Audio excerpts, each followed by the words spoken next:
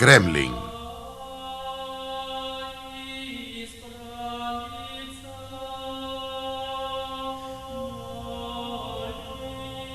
Milhares de quilômetros para o noroeste, uma outra parede foi construída para a defesa contra os invasores mongóis. Mas, em vez de estender-se pela paisagem, esta parede cercava uma pequena cidade. É a cidade de Moscou. A palavra em russo é Kremlin. Por 8 séculos, as paredes do Kremlin protegeram as partes cruciais da civilização russa. Dentro de seus 28 hectares estão localizados igrejas, catedrais e os palácios dos czares. Foi dentro do Kremlin que os regimes de Ivan o Terrível e Pedro o Grande nasceram. Que a Igreja Russa Ortodoxa dominou as almas da nação. Aqui estão os esplendores e os excessos dos Romanovs. Aqui foi a capital da República Revolucionária de Lenin. E aqui Stalin fez derramar o sangue de seu próprio povo. Por trás destas paredes, a Guerra Fria foi travada. E aqui, um novo capítulo da história russa foi revelado na última década do século XX.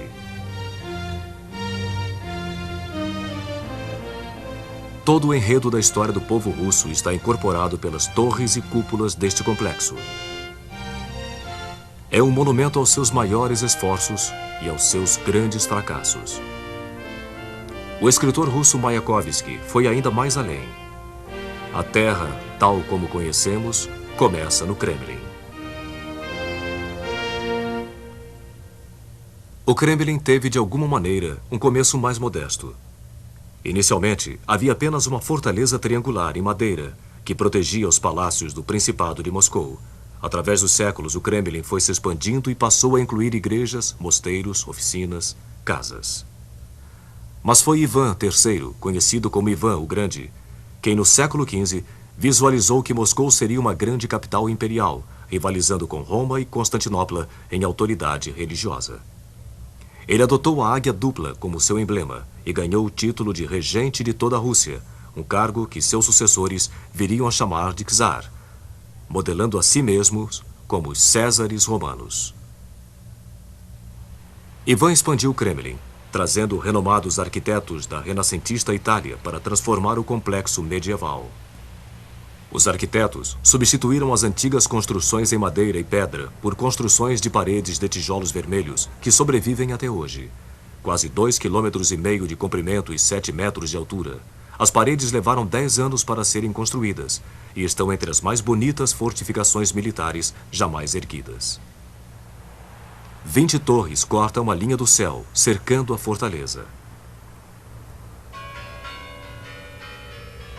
Uma das torres é a do portão Spassky, considerado até hoje a majestosa entrada principal do imponente Kremlin.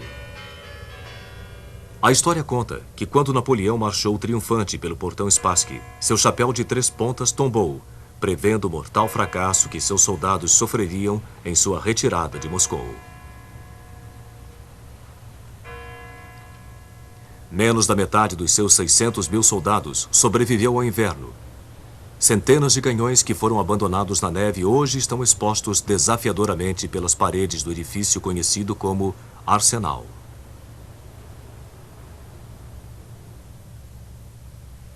Mas se a espinha dorsal do Kremlin são suas paredes e torres, sua alma é representada pela Praça da Catedral.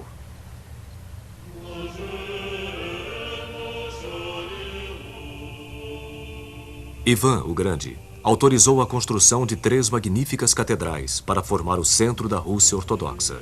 A imensa Torre do Sino acrescentou um ponto de referência para a Praça da Catedral e para toda a cidade.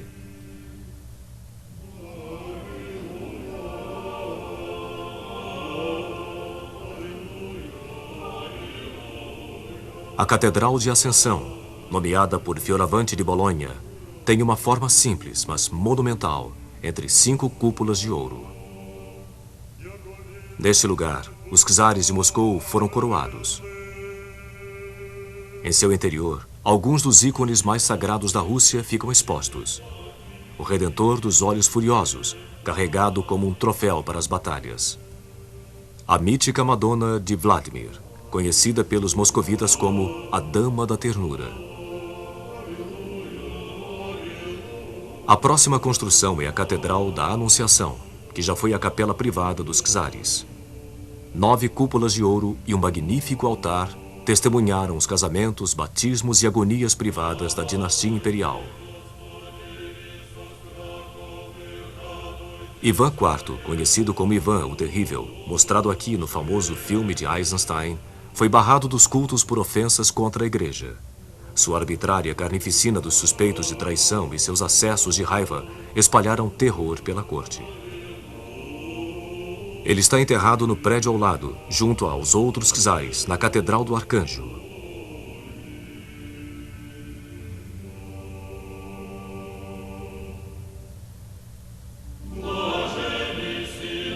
Seu túmulo se encontra ao lado do de seu filho, que foi morto por Ivan com suas próprias mãos.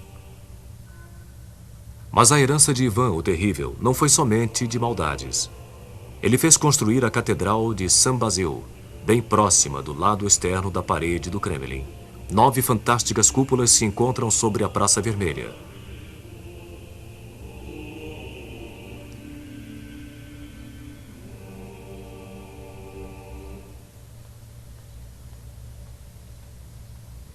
Foi por um capricho de Ivan que a catedral foi construída no meio do barulhento mercado público de Moscou, e não no solene complexo. O Kremlin testemunhou os excessos dos czares em meio à riqueza de seus palácios.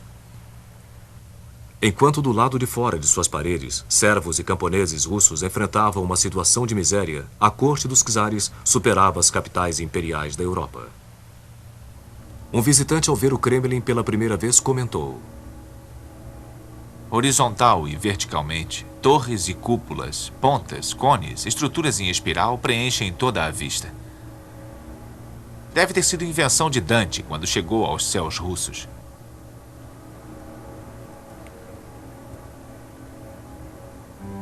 O Palácio das Faces, o mais antigo monumento do Kremlin, continha salas de recepção dos czares, onde mulheres, banidas de suas funções oficiais, observavam as intrigas da corte de uma janela em arco.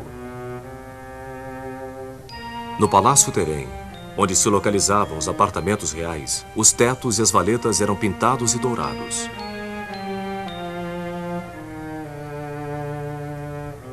Neste palácio, o jovem czarevich Pedro, o primeiro Romanov, presenciou o assassinato de sua família. Com apenas 10 anos de idade, ele foi forçado a dividir o trono com seu meio-irmão, literalmente um duplo trono, enquanto sua meia-irmã, Sofia, discretamente passava instruções para o jovem czar. Foi Pedro quem, em 1712, colocou um fim das intrigas sangrentas do Kremlin, transferindo a capital para a nova cidade do norte, São Petersburgo. Mas o Kremlin permaneceu uma casa longe de casa para os Romanov. Durante os 2 séculos seguintes, os antigos palácios foram reunidos no Grande Palácio do Kremlin, que se tornou a peça magistral da corte imperial. Ambientes para recepção pública foram construídos em larga escala para impressionar os visitantes ilustres. Somente o St. George Hall mede 65 metros de comprimento. Mais intimistas, mas não menos opulentos, são os quartos privados do palácio, onde os Romanov satisfaziam seu lendário apetite para as artes decorativas.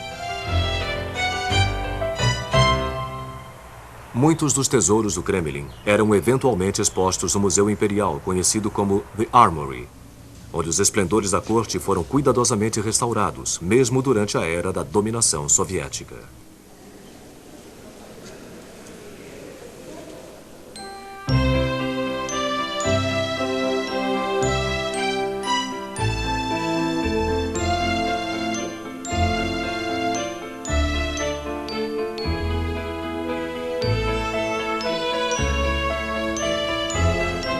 Mas a extravagância da vida no Kremlin não poderia sobreviver à profunda insatisfação das classes menos privilegiadas. Depois da Revolução de 1917, Vladimir Ilyich Lenin fundou a nova República Socialista. Na primavera seguinte, ele transferiu a capital para Moscou. O Kremlin passou a ser mais uma vez o centro do poder russo. Esta mudança aconteceu em uma época de profundo crescimento do Kremlin. Prédios do novo parlamento soviético e casas do Congresso foram levantados no severo estilo realista, contrastando com seus imponentes e ornamentados vizinhos. Aqui também ficavam os alojamentos espartanos de Lenin, que preferia comer em pratos lascados do que em pratos de porcelana imperial. Em mãos soviéticas, o Kremlin foi transformado em um diferente tipo de monumento, não para atender às riquezas da corte, mas para servir ao poder do Estado comunista. A estrela vermelha substituiu a dupla águia dos czares. Bustos de Lenin substituíram os ícones dos santos. E a tumba onde Lenin foi embalsamado se tornou um lugar de peregrinações sagradas para seus seguidores. Mesmo hoje em dia, quando os russos repudiam seu passado soviético, eles não rejeitam o Kremlin. É a história de nosso Estado. O Kremlin sempre foi o centro político, cultural e espiritual do país. Para mim, o Kremlin é sagrado. É a história do Estado da Rússia, o qual existe e vai sempre existir, independentemente das comoções que podem vir a acontecer e a sacudi-lo. Nós realmente amamos este lugar, eu em particular. Eu trouxe minha filha para mostrar a ela quão esplêndida nossa terra é, para contar a ela o que nós vemos, o que nós sabemos e o que nós lembramos. O Kremlin continua a cativar o coração do povo russo, não somente por sua beleza, mas pelo que ele carrega de verdade, suas memórias e esperanças.